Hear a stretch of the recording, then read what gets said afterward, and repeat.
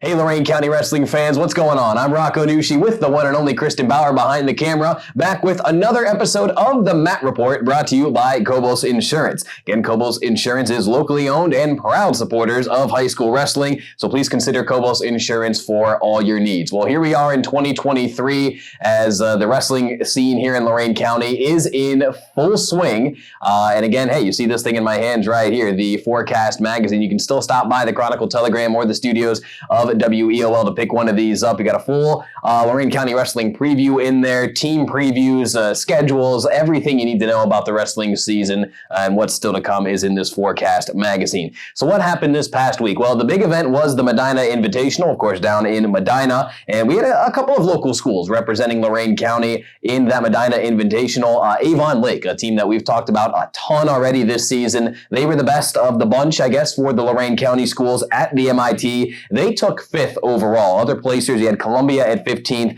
Firelands was 19th, Avon 23rd, North Ridgeville 32nd, Lyra Catholic was 29th, and Wellington was 40th. Buckeye actually ended up winning the Medina Invitational, so congratulations to the Bucks wrestling program for that.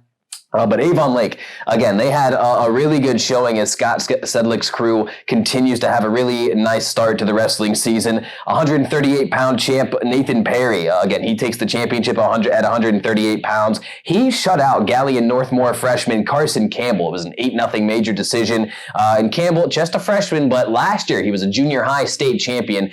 So, you know, no slouch of competition right there for Nathan Perry. So a huge shout out to Nathan Perry. Again, he's your 138-pound champ at the Medina Invitational. He went 5-0 throughout the course of that 2-day event. He was battling kind of a stomach flu, stomach bug virus, whatever you want to call it, but he strengthened through it and found a way to get it done. Again, Nathan Perry, your 138-pound champ. What a year for him so far. He won the Cobos back at the start of the season. He just continues to keep things rolling. Elsewhere for Avon Lake, Jack Marconi, he finished second at 165 pounds, lost on a decision. So ultimately, the Shoremen put 5 on the podium at the Medina Invitational. An awesome showing for Avon Lake at the MIT. How about Firelands and senior Ruben Pina Lorenzana, a guy that we've talked about pretty much every week here on this show the past couple of years.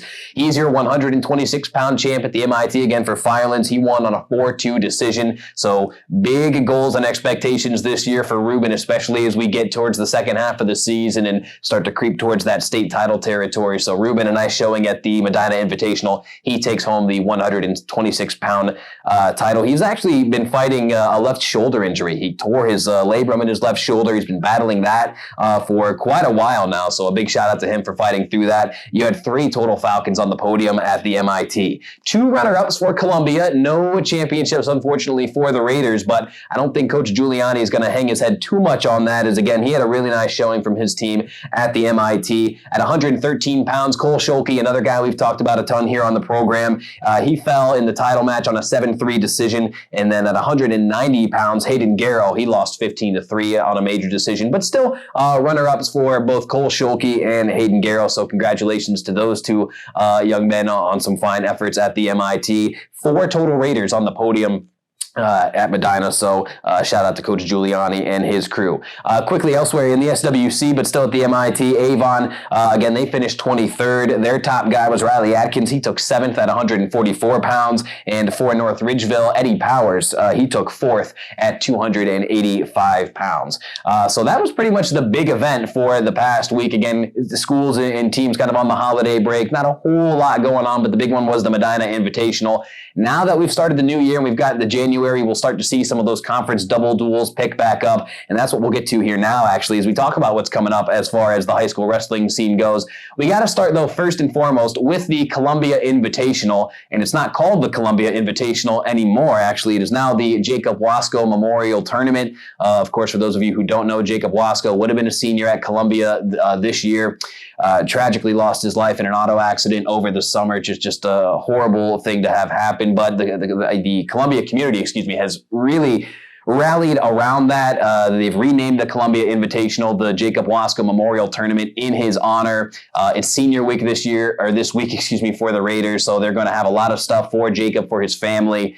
So it'll be an emotional week over there at Columbia, I'm sure. But the big one this weekend will be the Jacob Wasco Memorial Tournament. Columbia, of course, Midview, Oberlin, Fairview, all part of this thing. So it should be a lot of fun. And again, a lot of emotions with that this weekend. We talked about those conference double duels coming up. So let's talk about some of those.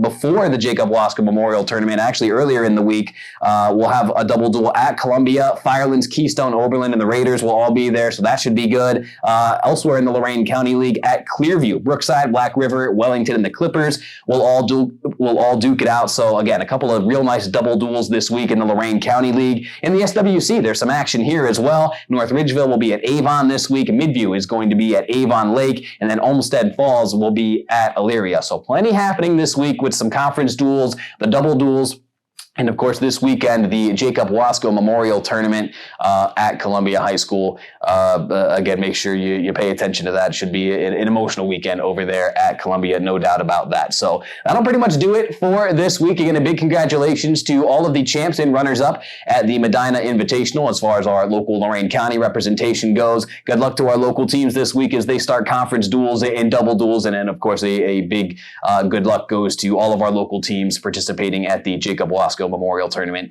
this weekend. So that'll do it for this week. For Kristen Bauer behind the camera, I'm your host, Rocco Nushi, saying thank you for watching the Matt Report, brought to you by Cobos Insurance. We'll see you next time.